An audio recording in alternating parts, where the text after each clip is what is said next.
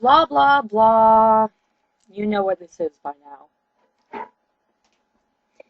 And didn't all just attack me for the things written in this chapter about Tia's parents. I haven't explained everything yet, and it will make more sense later. Chapter 6. The Curse.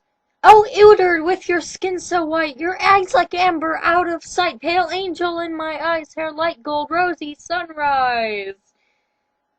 Wow, that had the worst meter ever. I read the words of my poem out quietly. I had written a poem about Edward. I just couldn't help myself. I hated myself for doing it, but I couldn't get him out of my mind, and it was the only way I could deal with my feelings. Suddenly my mind went black and I fell into a trance. A tall, pale man stood in front of me, all ghostly and misty, like he was only half there. "My daughter! My daughter!" he moaned. "Who are you?" I whispered quietly. "I am your father! I am Caius from the Volturi! You're in terror and peril, my doer! Beware the vampire boy called Edward!"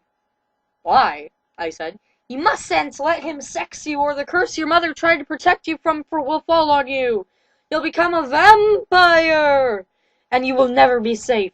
Only as a human can you be safe from them." Then he faded, and I was awake, and Uncle Larry was standing at my door. "Take your clothes off now, you moldy slut," said Uncle Larry, and he smiled horribly with his yellow teeth. "No, I won't!" I screamed, but Uncle Larry came over and hit me. I was strong for my size, but he was a huge fat man, like 300 pounds in weight, and stronger than me. He took my clothes off and chained me to the bed. I knew he was going to rape me again. But that moment, someone came running into the room and hit Uncle Larry across the head with a stick and knocked him out cold. Uncle Larry laid there bleeding, and I looked up at Edward! "OMG, my sweet lady," he cried. "What has this frightful asshole been doing to thee?" "He's been raping me and hitting me," I wept sadly as Edward unchained me and I put my clothes on. Edward turned away while I dressed, so he wasn't perving on me, and I looked down at the poem I had written. "For truth, these are the most beautiful words I have ever seen. It makes me feel so very moved," he cried.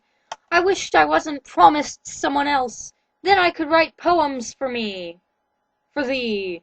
Yeah." "Why are you promised to Bella anyways?" I asked. "Because I made a promise and I can't break it.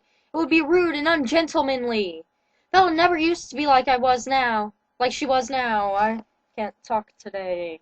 When I first met her, she was sweet and shy, and she was never nasty about everybody.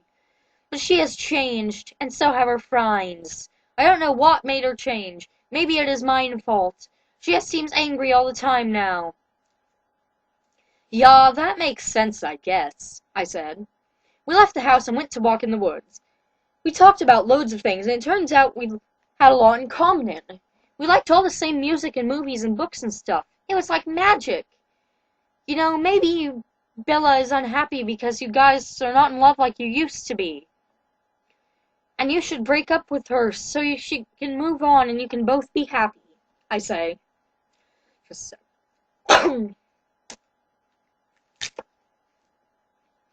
She always used to say that she'd kill herself if I left her. I could not be responsible for her death. I just don't get what has happened to her. She used to be sweet and nice like thou, my lady.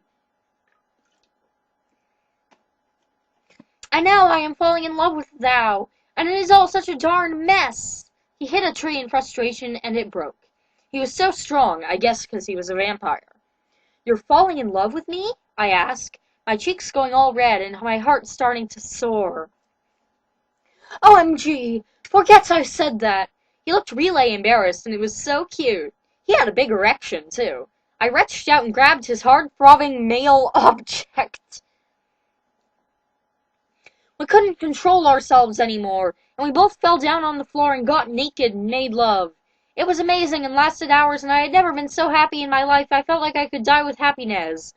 But after a while, Edward started to freak out and cry. "I have been such a fool," he screamed. "I should not have let that happen. I hope thee can forgive me. I must return to Bella." And he ran away. I could not believe it. It was like my world was caving. and all around me. I was so sucked and angry I could not even cry or scream. But as I lay there, I started to feel different, like really different. I suddenly remembered what my father had said to me about not making sex with Edward or he would turn me into a vampire. My skin was getting all hard and pale, and my eyes could suddenly see a lot clearer than before. I could hear lots of little noises, even from really far away. I even wanted to drink blood, and I could smell a human coming closer. He was almost here. There you are, you horrid slug! It was Uncle Larry. Where have you been? I'm going to rape you now. Something in me snaped. I jumped at him and broke his neck and drank his blood. I had always been strong for my size, but now I was super strong.